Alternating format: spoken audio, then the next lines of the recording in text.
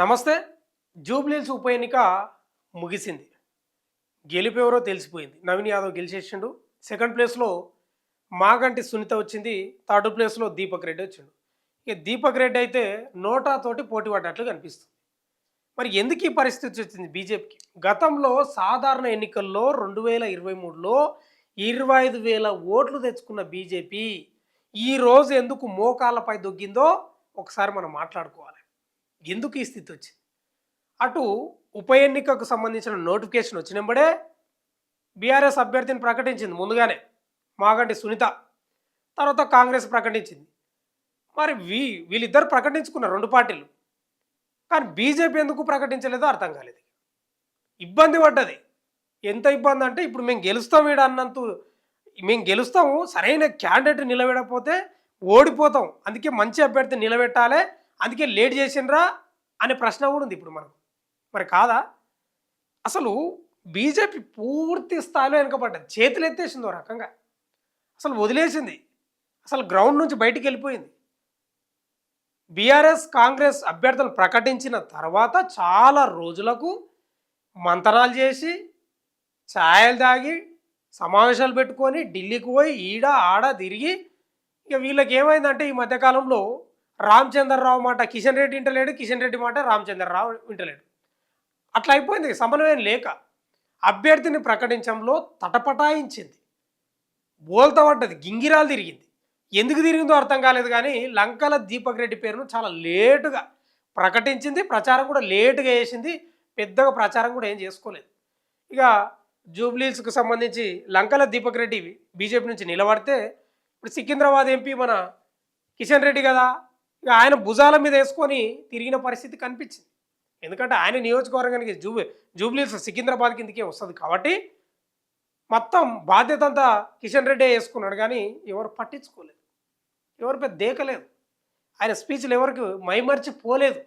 వాళ్ళు ఇచ్చిన హామీలు ఏందో అర్థం కాలేదు, వాళ్ళు ఏం మాట్లాడుతున్నారో అర్థం కాలేదు, వాళ్ళు దేనికోసం పోటీ చేస్తున్నారో అర్థం కాలేదు. గెలవనీకే పోటీ చేస్తున్నారా, గెలిపించడానికి పోటీ చేస్తున్నారా, డిపాజిట్ కోల్పోవడానికి పోటీ చేస్తున్నారా వాళ్ళకే అర్థం కాలేదు. ప్రజలకైతే అసలే అర్థం కాలేదు.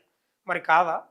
అంటే వాస్తవంగా కూడా దీపక్ రెడ్డికి వచ్చిన ఓట్లు ఎన్ని అంటే 17,061 ఓట్లు వచ్చినాయి. డిపాజిట్ రాలే. గతంలో 25,000 ఓట్లు వచ్చినాయి దీపక్ రెడ్డికి. మళ్ళీ ఎందుకు ఇప్పుడు రాలేదంటే వీళ్ళిద్దరే కారణం, కిషన్ రెడ్డి, బండి సంజయ్. అసలు సమన్వయం లేదు, బీజేపీలా సమన్వయం లేదు. మనం కాంగ్రెస్లో చూస్తుంటాం అప్పుడప్పుడు. అంటే గ్రూప్ రాజకీయాలు, ఒకరికొకరు తిట్టుకోవడం, లేకపోతే మైకులు తీసుకొని బహిరంగంగా తిట్టుకోవడం, విమర్శలు చేసుకోవడం చూస్తుంటాం కాంగ్రెస్లో. కొత్తగా ట్రెండ్ స్టార్ట్ అయింది బీజేపీలో కూడా. ఆ ట్రెండ్ స్టార్ట్ అయింది. ఎవరికి వాళ్ళు సమన్వయం లేదు. బీజేపీ అభ్యర్థి లంకల దీపక్ రెడ్డి పేరును ఒకరు సూచిస్తే ఇంకొకరి పేరును ఇంకొకరు సూచిస్తే ఇట్లా ఎవరికి వారి సమన్వయం లేక ఎవరికి వాళ్ళు ఢిల్లీ అధిష్టానం దగ్గర, బీజేపీ అధిష్టానం దగ్గరికి పోయి నా తరపున వీళ్ళు నిలబెట్టాలి, వీళ్ళైతే గెలుస్తారు, వీళ్ళైతే గెలుస్తారని ఎవరికి వాళ్ళు పోయి లెటర్లు ఇస్తే తలకాయను పై ఎవ్వరికి అవసరం లేదు, లంకల దీపక్ రెడ్డికి ఇద్దామని అధిష్టానం కూడా నిర్ణయించింది. ఇక కిషన్ రెడ్డి బాధ్యత తీసుకొని చేసిండు. ఇక తర్వాత బండి సంజయ్ కూడా అప్పుడప్పుడు వచ్చి కనిపించాడు. ఈయన ఎవరు, బీజేపీ రాష్ట్ర అధ్యక్షుడు రామచంద్రరావుని అయితే అసలు పట్టించుకుంటలే ఎవరు. ఆయన వెనుక 100 మంది కూడా రాలే, 100 మంది కూడా రాలేదు. ఎట్లయిపోయిందంటే బీజేపీ అధ్యక్షుడు ఈయననేనా అని గుర్తుపట్టని స్థితిలో ఉన్నారు ఎవరు, బీజేపీ కార్యకర్తలే. ఆయన ప్రచారానికి వచ్చి అటు ఇటు తిరిగి ఆడిన చాను అదో ఇది దాగిపోయిండు. వెనక 100 మంది కూడా లేకుండ్రి. కిషన్ రెడ్డి ఉన్నప్పుడు ఏదో ప్రచారం చేసిన, రకరకాల ప్రచారం చేసిన. ఇంకా బండి సంజయ్ గురించి మీకు తెలుసు. జూబ్లీహిల్స్లో గెలిస్తే మేము పేరు మారుస్తాం, ఊరు మారుస్తాం, దానివల్ల పేదల బతుకులు మారుతాయి, బస్తీల బతుకులు మారుతాయి, పేద ప్రజల బతుకులు మారుతాయి, యువత బతుకులు మారుతాయి, ఉద్యోగాలు వస్తాయి, పేరు మారిస్తే ఇవన్నీ వస్తాయని ఆయన ప్రచారం చేస్తాడు. ఇంకో ప్రచారం ఏంటంటే వాస్తవంగా కూడా ముల్దారం ఉన్నోళ్లకు, ముల్దారం లేనోళ్లకు అని ఈ రకంగా ప్రచారం చేయడం వల్ల కూడా బీజేపీ బొక్క పొరల పడ్డది. వాస్తవంగా కూడా బీజేపీ 25,000 ఓట్లను కాపాడుకోవాలి. మరి వీళ్ళు చేసిన ప్రచారం ఏంది, వాళ్ళు మాట్లాడిన మాటలేంది, వాళ్ళు ప్రజలకి ఏం చెప్తున్నారు, ఇవన్నీ ఫ్యాక్టర్స్ గమనించి ప్రజలు స్పష్టంగా బీఆర్ఎస్కు కాంగ్రెస్కు వీళ్ళ ఓటు షిఫ్ట్ అయిపోయింది, వెళ్ళిపోయింది. ముఖం చూడకుండా పోయి ఓట్లు వేసారు. బీఆర్ఎస్కి వేసారు, కాంగ్రెస్కి వేసారు. కానీ వాస్తవంగా కూడా బండి సంజయ్ వచ్చి ఏదో ఆ మతతత్వంగా ఆ యొక్క భావజాలాన్ని మాట్లాడిండు, కొన్ని ఓట్లన్నా వచ్చినాయనేది కూడా చెప్తున్నారు. ఇప్పుడు 17,061 ఓట్లల్లో బండి సంజయ్ రావడం, కొంత హిందూయిజం గురించి మాట్లాడడం, హిందుత్వం గురించి మాట్లాడడం, అక్కడ ముస్లింలు ఎక్కువ ఉంటారు కాబట్టి ఆయన మాట్లాడడం ఒక 5,000 ఓట్లు 4,000 ఓట్లు వచ్చినాయి తప్ప ఆయన రాకపోతే అవి కూడా రాలేదు, రాకపోతుండే అనే వాదనలు కూడా బలంగా ఉన్నాయి. సరే ఏదేమైనా ఆయన వచ్చినా కూడా డిపాజిట్ ఏం రాలేదు, ఈయన వచ్చినా కూడా డిపాజిట్ ఏం రాలేదు, అందరూ తిరిగినా కూడా ఏం రాలేదు. వాళ్ళు ఏ రకంగా కూడా పోటీలో నిలవలేదు. అసలు గ్రౌండ్లోకి వచ్చి ముఖం చాటేసిపోయారు, మా వల్ల కాదని.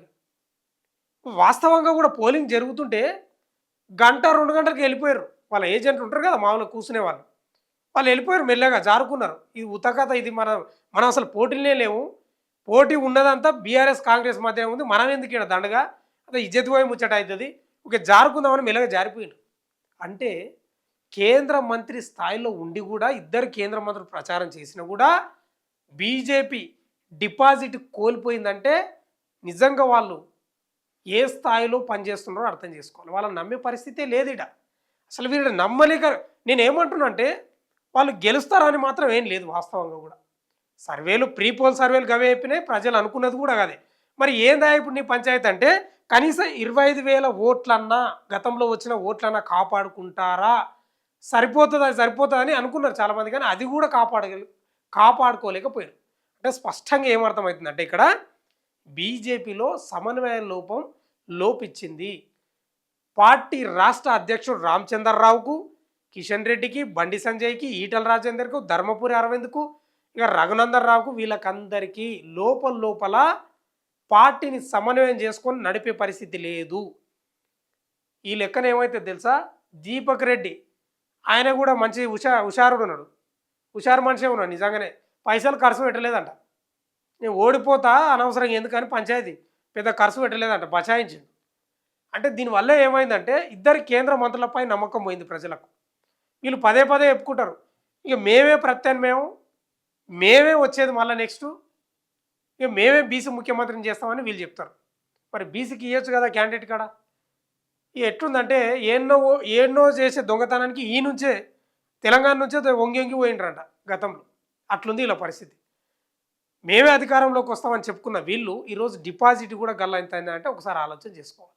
అంటే స్పష్టంగా ఏంటంటే దీపక్ రెడ్డి కూడా పైసలు ఖర్చు పెట్టలేదు, అంటే ఆయన కూడా పెద్దగా పట్టించుకోలేదు. ఏదో నిలబడ్డామన్నారు కాబట్టి నిలబడ్డాడు, ఏదో ప్రచారం చేసుకుంటూ అంత అయిపోయింది, అంత దాని పెద్ద సీరియస్గా తీసుకోలే వీళ్ళు. కిషన్ రెడ్డి కూడా పెద్ద దాన్ని సీరియస్గా కిషన్ రెడ్డి కూడా తెలుసు, బండి సంజయ్ కూడా తెలుసు. ఇంకో విషయం ఏంటంటే బండి సంజయ్ వచ్చినందుకు 3,000 ఓట్లు పెరిగినాయి తప్ప అవి కూడా రాకుంటుండే. స్పష్టంగా ఇక్కడ ఏంటంటే బీజేపీ మేము ప్రత్యామ్నాయం అని చెప్పుకుంటున్న బీజేపీ ఒక్కసారిగా కంగు తిన్న పరిస్థితి ఉంది. ఒక్కసారిగా గింగిరాలు తిరిగింది, బొక్క బోర్ల పడ్డది. కనీసం డిపాజిట్ వస్తేనన్నా ఏదో రకంగా చెప్పుకోవచ్చు. అసలు వాస్తవికంగా బీసీల ఓట్లు షిఫ్ట్ కావాలి. ఇక్కడ హిందువులు బీసీలలో ఎక్కువ శాతం ఉంటారు కదా, వాళ్ళే కదా ఎక్కువ శాతం కాదు, వాళ్ళే ఉంటారు.